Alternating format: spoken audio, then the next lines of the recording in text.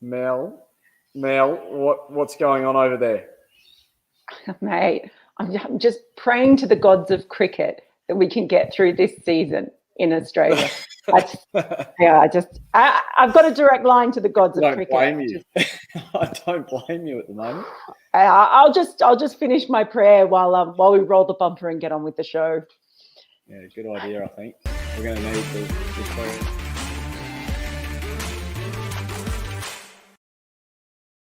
Hello, everyone, and welcome to this week's Timed Out. So glad to have Callum Ferguson here with me as we discuss another big week in cricket. Is there any other kind? Don't think so. No, they're always big. There's no doubt about it. There's always plenty of cricket going on, and there's always a bit of controversy surrounding the game too, as we've seen today in the Sheffield Shield here domestically in Australia, with Tasmania pulling up stumps hours before the start of a day's play against Queensland in Brisbane and heading home. They've run for the hills.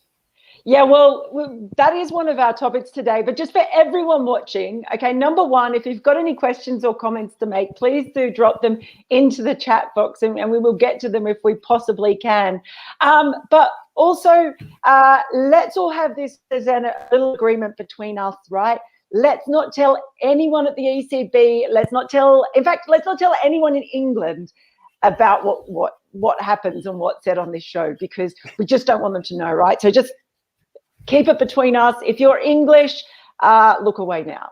But let's get on with our first topic of the show. Well, Australia and India. Boy, have the chicks delivered, Callum. We've had a brilliant series so far, haven't we? It's been absolutely phenomenal. I mean, about 3 or 4 nights ago, we had one of the great ODI finishes that we've seen on Australian soil in neither the men's or the women's format. And then the Indians put in a fantastic performance to end the great streak, one of the great streaks in international cricket history. The Australian women's team go down, and the Indians, they could quite perceivably have won 2 of the last 3 games. I thought they were dead stiff in the game before, with that no ball being called off the last ball. That one could have gone either way. They played a great game up until that point, and the Australians held their nerve somewhat. Certainly on the last ball they did, and they got the win. But the Indians got the laugh in the next game. There's no doubt about it. But it's been fantastic viewing. Yeah, it really has. And of course, some news coming in. I see Pooja Gossika has pointed out, rightly so. I've just been on a call with Matthew Mott, the Australian coach. Rachel Haynes ruled out. Big blow for Australia. I think it's sometimes underestimated just how big a leadership role she plays and her experiences as well going into that Test match. How big a loss do you see that? And I guess too, now that it turns towards a Test match, we've seen some pretty encouraging, I think, swing bowling in particular, and with the pink ball under lights, it could really be a cracker. It sets it up beautifully, doesn't it? Yeah, it really does. I think you're 100% right on the Rachel Haynes injury. That's a big blow. She's such a level head, whether it's at the crease or around the dressing room. From everything I've been led to believe, that she has a really calming influence around the place, and she certainly has that at the Sydney Thunder. So, look, that's going to be a huge loss. Can they replace that? Everything she brings to the table? No, but it might mean that they bring in a fresh face who can, give everyone a bit of a lift after a big ODI series. And, some of the other senior players will have to just pick up the slack on the leadership front. But, look, to be honest, I look at the Australian side and there is so much depth. There's a lot of players on the sidelines that were probably unlucky not to be playing more cricket in that ODI series. But it is a good sign for the Australians that they have such depth. But they're going to be challenged after what we've seen in the last week or two. This Indian side's fair dinkum, and they've come ready to win games of cricket. So I'm really excited by what this Test match is going to bring. Yeah, and great to see so many of them. I think that we've had 5 signings announced for the WBBL in the past couple of days, which is really exciting. Great to see them coming out here. Who do you reckon we should look out for in the Test match, Callum? we've seen a bit of India now and what they can do, and you've seen a lot of Australia and the youngsters coming through. Who do you reckon will be one to watch, assuming they get selected?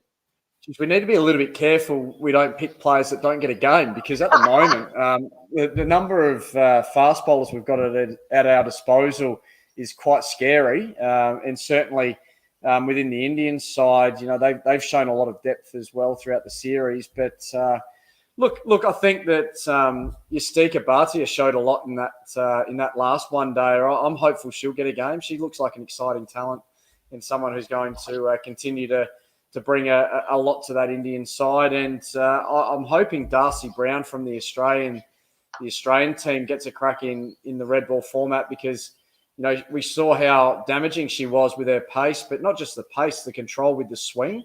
When there was a little bit of swing around early, she was able to get that ball moving considerably. So, look, there's so much talent amongst both sides. I'm going to stick with those two. I think they can have a bit of an impact. And perhaps Jill and Goswami, who are seeing on the screen now, I mean, she showed so much leadership with the ball in the death overs. Very nearly got the side over the line in the second ODI, but with the bat and ball, she's had a real impact. So, look, I think those two from India, and then perhaps Elise Perry. I feel like now that she's got herself back up and running, she can have an impact with both bat and ball. So I think that they're the four players for mine that I'm hoping will have a real impact in this series. Yeah, and I know we've gone over time, and our producer Muka has kindly held off the duck. But there's so much to talk about. There's the duck, there's the duck. But I am going to, you mentioned Elise Perry, and Matthew Mott did just confirm then that she's made an adjustment to her runner. And he was saying it particularly seems to be affecting her alignment when it comes to bowling to left-handers, which I thought was really interesting. So, we'll just see how she copes with that. But he did suggest that she would still take the new ball. So, obviously, faith in her. Now, just a couple of hellos. Rahul Nutaki says, hello, Mel. Hello, Callum. And how about Jaden Moses? Massive hello to Jaden Moses. He says, good morning to everyone in the Caribbean, all the way from Guyana. Fantastic to have you with us, Jaden. Oh, yeah. I love Guyana. I had an awesome time in Guyana playing dominoes on the streets in the market at night. With Aunt Jackie. Best time. It was amazing. Great country. Okay, so just a couple of comments too here. Pooja Gosika asks, is the test match going ahead? The Tasmania match got cancelled and there are talks of another lockdown. Look, all I can just say is what I've been told by people around the team at the moment is that it's going ahead. So there may be reduced crowd numbers, but they're definitely planning to go ahead. So, of course, we know things can change very, very quickly in this COVID world, but hopefully it will all go ahead very, very well. And just one from SS98 who says this year's WBBL with Indian flavours will be worth a watch. Yes, it will. It's going to be like the best biryani of WBBL. It's great to see Indian internationals available for T20 tournaments outside of India. I think that's going to be a really welcome addition, and I'd love to see the Indian men at some point available for the BBL as well. But this is groundbreaking stuff to see the Indian women available for the WBBL. It's a real step forward, and I'm really excited about it. Yeah, I can't wait to see Shefali Verma in particular at the Sydney Sixers against Smriti Mandana at the Thunder. That's going to be fun. Hey, and I know we are still on the women's, but Dheeraj Ragtar says, hello to both of you. Do you guys think Mithali Raj's strike rate is really an issue, or it's all made up to be bigger than what it seems to be? Shefali's strike rate wasn't much different in the last ODI. Do you have thoughts on Mithali Raj and that going? I guess that it's interesting when she's been playing those slow innings, and the last couple of innings she's played where she's scored runs but sort of sucked the life out of the innings a bit. That's what seems to happen when she comes in, that India score and then the pressure is put on the other batters who are out there as well. And I think when she scored 8 off 23, that raised a lot more questions in that second ODI as well. Yeah. Is it an issue? Look, I think it is. It's certainly something that you can't really afford to have, especially if you've got players that are going at the other end. You really need your players coming in the middle order, playing really busy cricket, rotating the strike to get the set batter on. Look, sometimes there are situations where you need to soak up some pressure, but really she needs to start showing that she's got both approaches up her sleeve, so that depending on the situation, she's able to go with the flow. But at the moment, she's had a few difficulties, and the Australians have been able to get on top of her and create some dot balls, which it does put pressure on the player at the other end. So, look, I think she's got the ability to turn that around. She's got the stroke play, I believe, but certainly it's an area she's going to have to improve. There's no doubt about that. Yeah, she may will be worth her weight in gold in this test match. But I think you hit the key word there with busy. It's not a word that you would apply to Mithali Raj. All right, let us get on with this. We could have a whole show about the women's series because it's been that good. But a lot of other stuff has been going on. Sheffield Shield chaos, Tasmania. Wow, that's just, as you said beforehand, hours before the game was supposed to go ahead. We'll give you a shout out as well. You sounded fantastic on Sheffield Shield commentary down there, Callum. Yes, I have been listening. You've been excellent. It's been good. I've learned a lot. But it's worrying, isn't it, that a handful of cases can cause such a disruption like this. I'll tell you how I described the entire summer. Last summer, I said trying to host a series during COVID times is like building a house of cards on a bowl of jelly and then trying to lift it up and move it. Is that fair at the moment? Yeah, look, I feel it's been a real jump at a shadow in this scenario.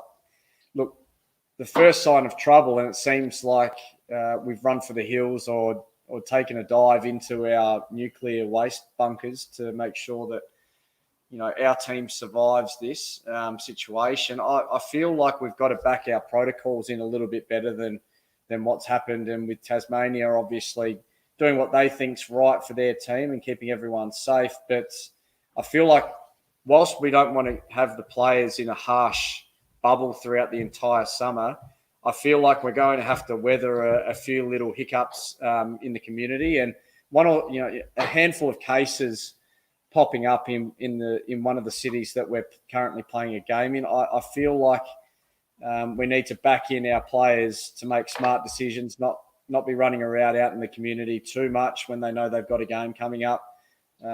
Making sure that they're diligent with not just finishing a game and going out to the pubs and putting themselves at risk. I think we need to be able to weather a few cases in each city if we are to continue the season, because we're going to see cases pop up throughout the summer. There's no doubt about it. The states will be opening up their borders shortly. Once we hit the 80% vaccination double dose in each state, they're going to open the borders up. We're going to see more than one or two or 5 or 6 cases pop up from day to day at times. If we're going to run for the hills every time there's a couple of cases in each state, I've got to be honest with you, I'm really concerned about whether we're going to get through a full season of cricket, because they've jumped very, very quickly, Tasmania, onto a plane back down south, when you'd like to think that once we get to the ground, at least it's a pretty safe environment. We just make sure now that we get back to the hotel, straight back to the hotel, we order our food in, we're diligent, make sure we're keeping everyone safe. I feel like there's ways we can handle this.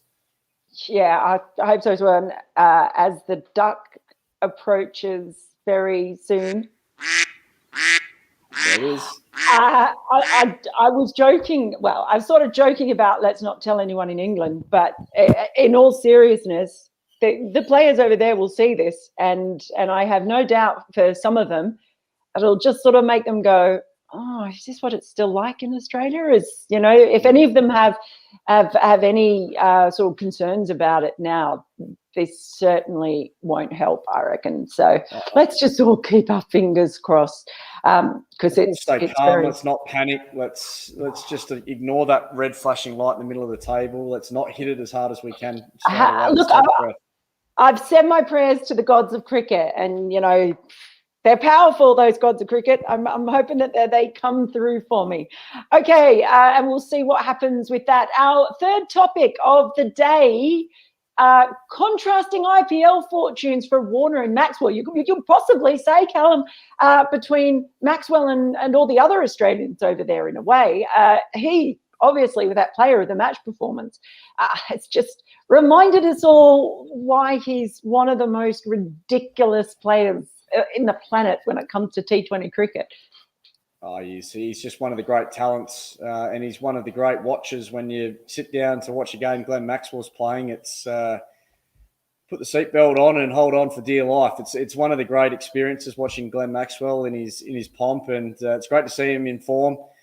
His last two tournaments really have turned his IPL around. He had a couple of tough years there, 2 or 3 tough years, but certainly Bangalore have backed him in, and he's repaying the faith. And it's great to see. I've always had a lot of time for Glenn Maxwell because I think he's a great fella, and he's a guy that's been willing to look outside the box for ways to get the game played and get the job done, and never been afraid to make a mistake. And that's one of the reasons why he's so damaging, because he's been able to explore areas of his game that others haven't been necessarily willing to and don't want to look silly. So great to see him get some results, and disappointing to see David Warner out of the Sunrisers team. I feel like he's a guy that is a great leader, and he's a guy that's shown great form over a long period of time. It seems like they've done away with him quite quickly, which is disappointing from my point of view. He's going to find it hard, and certainly if you're watching Twitter closely, he doesn't necessarily seem to have a lot of confidence that he'll be playing much more in the rest of the tournament, which is sad to see. So I hope it's not right. I hope he is back in that side, and at this stage, though, it's not looking likely in the near future. And how worrying is that for the T20 World Cup? Because David Warner was one of those 7 players who didn't go to the Caribbean, didn't go to Bangladesh in the tour, has had the time off, and then there was talk of them having a tri-series before the World Cup. Now they don't have that, so they really are relying on that. Justin Langer made a comment that'd be really nice if the IPL teams would play all of the Australian players in their accustomed positions before the World Cup, and that's just not going to happen. Yeah, good luck with that. But I don't think any of those teams are too worried about Australia's preparation. No, I don't think they are. But is that a real worry? Because it's been, let's face it, it's been a dismal build-up, really, I think, in a lot of ways for Australia for that T20 World Cup. Yeah, look, it is a little bit concerning. You've got to hope that those Australian players do get enough cricket in before the start of the T20 World Cup, just to get find some form or maintain some form. So Glenn Maxwell's case, it's going to be maintaining his form, and for the other guys, it's trying to find their way into some form. Marcus Stoinis maybe with a little niggle, and Steve Smith not playing too much in the last little bit of IPL. So hopefully we're able to get some cricket into those guys to make sure they're in fine fettle going into this T20 World Cup. I'm not too concerned about those guys, though. I think they're world-class performers. They've shown it for a long time. They'll turn up on the big occasions, I believe. And I'm just going to bring in, where did I see a quick question from Jaden over there in Guyana. Do you think Australia men's cricket team can qualify for the T20 World Final based on their performance in the Caribbean and the Bangladesh? Well, the big thing is it's going to be a completely different team that walks out there. Let's face it, we know that. Chances of making the final, Callum?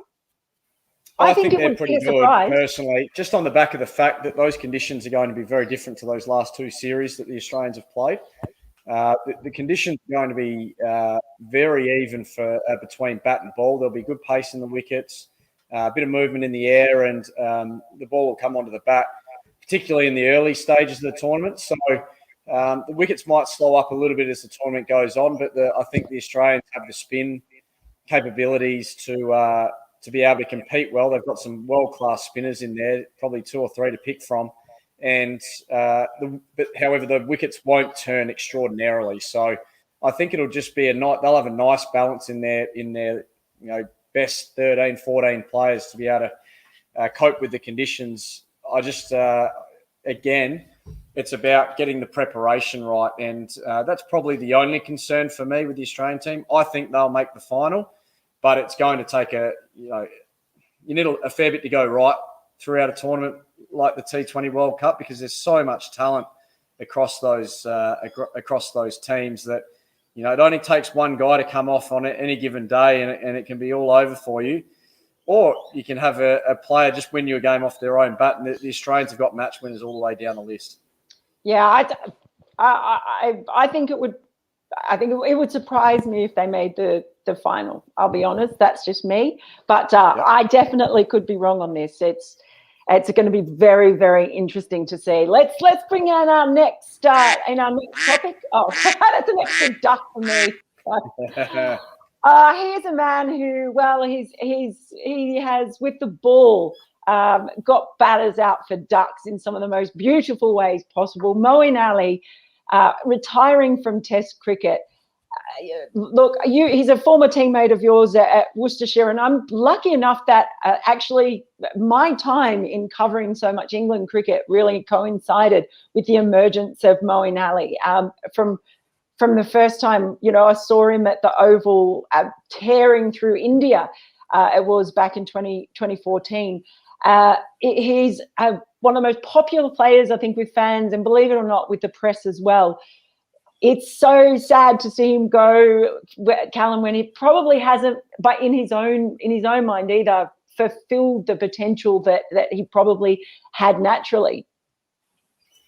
Yeah, what a natural talent. He is one of the guys that would just walk out and make it look easy. And whether that was with the bat or the ball, you always had Moeen Ali as a threat in your lineup if you're going to the game with him. And I really enjoyed my time with Moeen. He just had a way of lightening the mood, and that was whether he was just playing the game or whether he was captain. And I played under him a fair bit, and he was just a guy that knew when to switch the focus on and when to just lighten the mood for the guys. And he certainly knew how to bring you down a peg or two if you had a good day, but he also had a really good manner about him in being able to lift his teammates when it hadn't been a great day.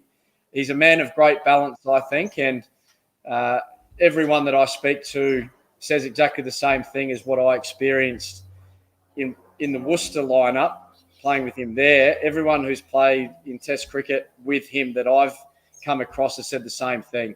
He's just a level-headed guy. He goes out there, competes really hard, but then just a fantastic guy around the dressing room to have in your team to lift your spirits. So it's really sad to see him go, but I'm sure we'll see plenty more of Mo around the T20 circuit and certainly in one-day cricket for England. It's sad to see him go from the Test arena, but we'll see plenty more of Mo over the years to come, I'm sure. Thank goodness for that as well. And just, Moo, could just bring up that photo again, can you? Because this is one of my favourite photos ever in cricket. The hat-trick celebration against South Africa. Yeah. It look just there's such a purity about the look on his face and the joy of his teammates. And I think that's the thing with Mo too. He represents a lot. It's meant a lot for British Asians and for Muslims in England to be able to see themselves represented, I think, by Moeen. And he's carried himself with such class in being really comfortable, I guess, in filling all of those roles. More comfortable. I mean, if only he'd been able to fill a role consistently in the England lineup, because they sort of messed him about a little bit. He batted from 1 to 9. I think he's the only batter in England to have actually batted in all of those. So coming in after to Graham Swan and being there at the same time as Ben Stokes, he's opened, he's come in at 9. It's kind of crazy, but we can just bask in the glory of that photo. Such a great team person, Mel. He would do whatever the team needed, and that was one of his great qualities. But also, he wasn't just a leader within your team, but in the community, he's been a leader for a long, long time. So, look, hopefully he's not lost to the game anytime soon. Hopefully, we've got years to come of Moeen with the coloured kit on. Yeah, absolutely. I very, very much hope so. And just He held off. Just a quick one from SS98. Excited with the prospect of Shafali Verma and Healy opening for sixes. Yeah, that's that basically. That's all I wanted to say to that. That's a bit of an exciting one. That would be something to watch, I reckon. Under lights, the Sydney Derby wouldn't get much better than that, I don't think. Yeah, absolutely outstanding. Well, what a week! Also, some sad news this week that we did want to mention about Inzamam al-Haq, who unfortunately has had a heart attack. So that news just coming through. So I think we just wanted to say just how much we're hoping for a quick and speedy and full recovery for someone who is, let's face it, you talk about players that everyone has such an affection for, and he is one of those. He's a real legend of the game, isn't he? He really is. He's an icon of Pakistan cricket and international cricket. So we certainly wish Inzamam all the best and a speedy recovery. Yeah, that's it. Well, what a big week. I mean, I don't even know what's going to be in store for us next week, but we do have a very exciting test to look forward to. Day, night, pink ball, under lights. India have broken the streak. It's just set up beautifully. So we're very, very much looking forward to that and more IPL action. So whatever you're doing for the rest of the week, make sure you enjoy it. Thanks for joining me, Cal. See you next week too. Absolute pleasure. Look forward to that, Mel. See you guys. Bye.